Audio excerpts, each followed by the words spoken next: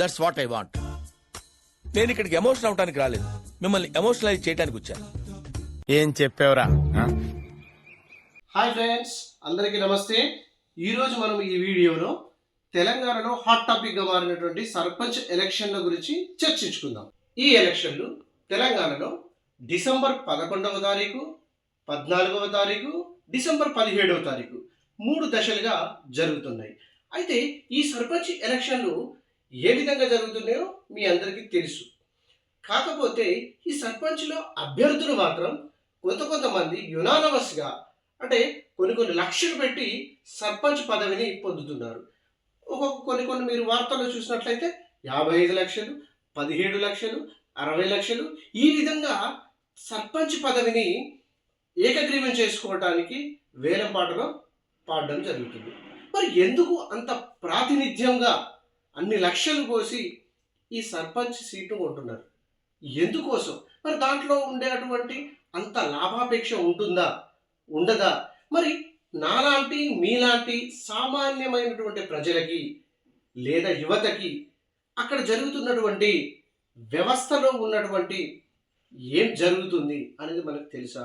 తెలియదు. కానీ ఈ వ్యవస్థలో ఏం జరుగుతుంది, సర్పంచ్ ఎలక్షన్ల తర్వాత వాళ్ళ జీతభత్యాలు ఏ విధంగా ఉన్నాయి, వాళ్ళ విధి నిర్వహణలో ఎన్ని డబ్బులైతే మనకు కేంద్ర ప్రభుత్వం కేటాయిస్తుంది, రాష్ట్ర ప్రభుత్వం కేటాయిస్తుంది, మరి పన్నుల ద్వారా వచ్చే ఆదాయం ఎంత, వీళ్ళ శాలరీస్కి ఎంత వెళ్ళిపోతుంది, మరి గ్రామంలో ఖర్చు పెట్టే నిధులు ఎంత, మిగులు బడ్జెట్ ఎంత, ఇవన్నీ మనకు తెలియదు. కాబట్టి వాళ్ళకి తెలుసు కాబట్టి అంతంత పైసలు పెట్టి వేలం పాట పాడుతున్నారు ఫ్రెండ్స్. కానీ ఈ విషయాలన్నీ మీకు తెలియాలి అనుకుంటున్నారా? చెప్పు. మీ గ్రామంలో కేంద్ర ప్రభుత్వం కేటాయించే నిధులు, రాష్ట్ర ప్రభుత్వం కేటాయించే నిధులు, పన్నుల ద్వారా వసూలు చేసేటువంటి విధులు ఎంత అని తెలుసుకోవాలంటే మీకు ఒక స్మార్ట్ ఫోన్ ఉండాలి, అదేవిధంగా మీకు ఒక జీమెయిల్ ఉండాలి, మీ మొబైల్ నంబర్ ఉన్నట్లయితే నేను ఒక యాప్ చెప్తాను.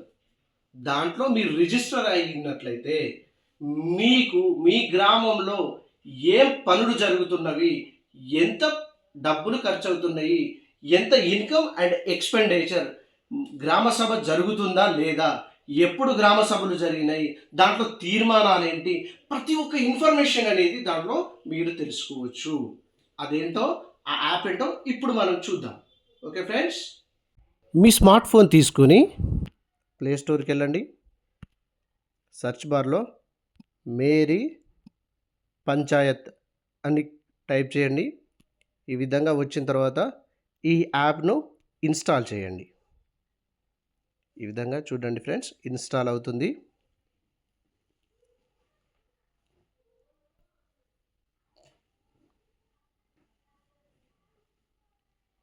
వావ్, ఇన్స్టాల్ అయిపోద్ది ఫ్రెండ్స్. ఇన్స్టాల్ అయిపోయిన తర్వాత ఓపెన్ చేయండి. నోటిఫికేషన్ అలో చేయండి. ఈ విధంగా మనకు సెంట్రల్ గవర్నమెంట్ ప్రొవైడ్ చేసినటువంటి యాప్ ఇది. ఎటువంటి ఇబ్బంది కానీ ఏముండదు ఫ్రెండ్స్. యాప్ లాంగ్వేజ్ నేను ఇంగ్లీష్ సెలెక్ట్ చేసుకుంటున్నాను, మీకు ఏదంటే అది సెలెక్ట్ చేసుకోండి. యాక్సెస్ అడుగుతుంది friends, device access, media access, camera access, so storage మీరు అన్నిటికీ అగ్రి చేయండి. చేసిన తర్వాత ఈ విధంగా ఇంటర్ఫేస్ వస్తుంది ఫ్రెండ్స్. దీంట్లో మనం చేయాల్సిన ఫస్ట్ పని ఏంటంటే సిటిజన్ న్యూ రిజిస్ట్రేషన్ చేసుకోవాలి. నేను ఇంతకుముందు అదే అన్నాను ఫ్రెండ్స్, మీకు మన దగ్గర ఉన్నటువంటి ఈమెయిల్, మొబైల్ నంబర్ ఉండాలి అని చెప్పాను. చూడండి, సిటిజన్ రిజిస్ట్రేషన్. నేను మెయిల్ ఐడి మాది ఇచ్చేస్తున్నాను, మొబైల్ నంబర్ కూడా ఇచ్చేస్తున్నాను ఫ్రెండ్స్. సో పేరు ఇచ్చేసుకున్నాను. Cannot be left black.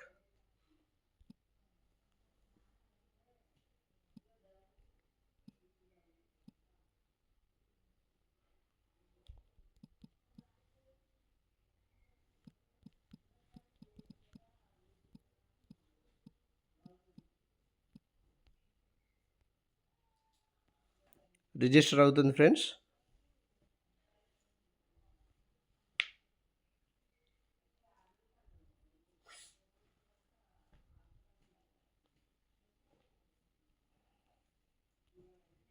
చూడండి SMS వస్తుంది ఈ విధంగా ఓటీపీ.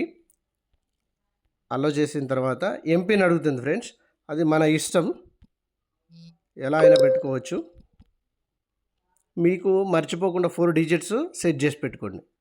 సో సక్సెస్ రిజిస్ట్రేషన్ అయిపోయిన తర్వాత ఇక్కడ మనం మొబైల్ నెంబర్ను ఎంటర్ చేయాలి.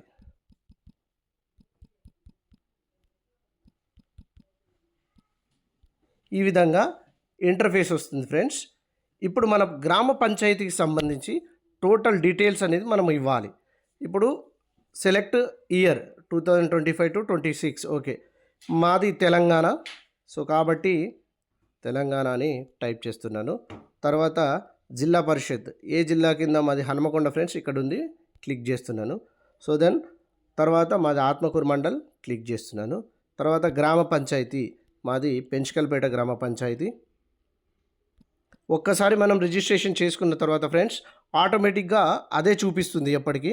సెట్ మై పంచాయతీ చూడండి, వావ్, సేమ్ ఇది మా పంచాయతీ గ్రామ పంచాయతీ ఆఫీస్ సేమ్ చూపిస్తుంది.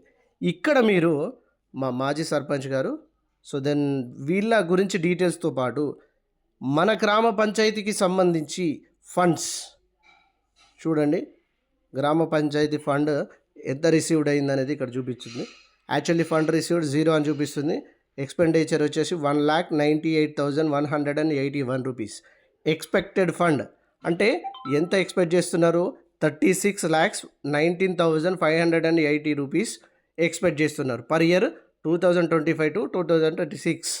ఇక్కడ చూడండి ఫ్రెండ్స్, ఈ విధంగా మనకి జనరల్గా ఏ ఇయర్లోనైనా కానీ ఎంత అమౌంట్ రిసీవ్డ్ అయింది, ఎంత ఎక్స్పెండిచర్ అయింది, టోటల్ ఇన్ఫర్మేషన్ దీంట్లో ఉంటుంది. అగైన్ దీంతో పాటు మన గ్రామ పంచాయతీలో ఉన్న అకౌంట్స్ కూడా ఇక్కడ షో చేస్తాయి. దీంట్లో మన గ్రామ పంచాయతీ తరపున ఇన్కమ్ కానీ ఎక్స్పెండిచర్ కానీ ఎవరెవరికి ఎంతెంత పోయినాయి అనేది కూడా దీంట్లో మనం చూసుకోవచ్చు.